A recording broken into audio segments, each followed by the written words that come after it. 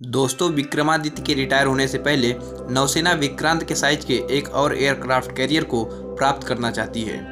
INS Vikrant का वजन लगभग 44,000 टन है और इंडिजीनियस एयरक्राफ्ट कैरियर 2 को 65,000 टन वजन का बनाने की योजना थी। एयरक्राफ्ट कैरियर आईएनएस विक्रमादित्य लंबी मरम्मत के बाद डॉकयार्ड से बाहर निकलने के लिए तैयार हुआ है।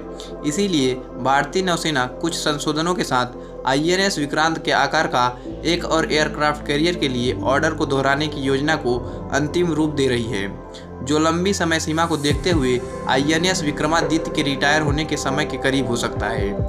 ये इसका रिप्लेसमेंट बन सकता है। देश का पहला आईएसी आईएनएस विक्रांत सितंबर 2022 में कमीशन किया गया था और वर्तमान में एविएशन ट्रायल से गुजर रहा है। इसके 2023 के अंत तक ऑपरेशनल रूप से तैयार होने की आशा है। यह 262 मीटर लंबा और 62 मीटर चौड़ा है। आईएनएस विक्रांत का वजन लगभग 44,800 टन है। इसको जनरल इलेक्ट्रिक के 4 LM 2500 इंजन द्वारा पावर्ड किया जाता है, जो इसे 28 नॉटिकल माइल्स की अधिकतम गति प्रदान करता है और 7,500 नॉटिकल माइल्स की इंड्योरेंस देता है। जहाज एक विमान ऑपरेशन मोड का उपयोग करता है, जिसे स्टोबार यानी कि short take off but arrested recovery के रूप से जाना जाता है, जिसके लिए यह विमान को लॉन्च करने के लिए स्की जंप से लैस है और जहाज पर उनकी रिकवरी के लिए 3 अरेस्टर केबल का एक सेट होता है। इससे पहले नौसेना ने 65,000 टन के वजन के साथ IAC-2 विमान को लॉन्च करने के लिए कैटोबार यानी कि catapult assistant take off but arrester recovery और फुल इलेक्ट्रिक प्रपल्सन की परिकल्पना की थी। आईएनएस विक्रमादित्य, जो दिसंबर 2020 से रिफिट के दौरान से गुजर रहा है और उसमें जुलाई 2022 में ऑन बोर्ड में आग लग गई थी, जिससे रूस से आपूर्ति में देरी के अलावा एक्टिव सर्विस में इसके वापसी में देरी हुई। अब अधिकारियों ने कहा है कि अब यह तैयार हो गया है और किसी भी समय रवाना हो जाएगा। Navy chief admiral R Hari Kumar के अनुसार आईएनएस विक्रांत के आकार के कैरियर के लिए एक रिपीट ऑर्डर देते समय नौसेना एक बड़े और अधिक कैपेबल कैरियर की आवश्यकता का अध्ययन करना जारी रखेगी। एडमिरल कुमार ने पिछले हफ्ते एरो इंडिया शो में बोलते हुए कहा, अगर हमें एक नया वाहन डिजाइन करना है तो इसमें समय लगेगा और न्यू कैरियर टेक्नोलॉजी को लाने की ज़रूरत है, क्योंकि वर्तमान समय में एरेस्टिंग गियर और कैटापुल्ट सिस्टम में चेंजेस हो रहे हैं। यह पूरी तरह से नया डिज़ाइन होगा और जहाज निर्माण सुविधाओं को भी अपग्रेड करना होगा।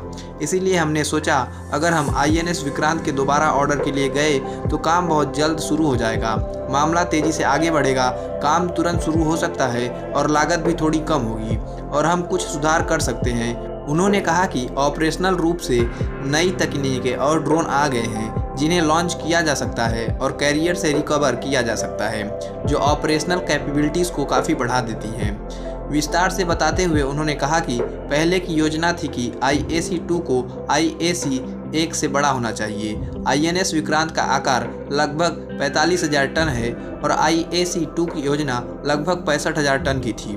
भारतीय नौसेना को 3 एयरक्राफ्ट कैरियर की आवश्यकता है, क्योंकि जब जहाज का रखरखाव होता है तो इसमें बहुत बड़े आकार को देखते हुए इसमें समय लगता है और इसमें देरी भी हो सकती है। एडमिरल कुमार ने कहा कि कोचिन शिपयार्ड लिमिटेड ने आईएनएस विक्रांत के साथ एक के निर्माण में काफ़ी विशेषज्ञता हासिल कर ली है और यह रिपीट ऑर्डर पर बेकार नहीं जाएगा, इसका भी उपयोग किया जा सकता है। तो हमारा विचार है कि हम बेहतर क्षमताओं के साथ रिपीट ऑर्डर के लिए जाएंगे और इस बीच हम अध्ययन करेंगे कि हमें एक बड़े कैरियर के लिए जाने की आवश्यकता है या नहीं।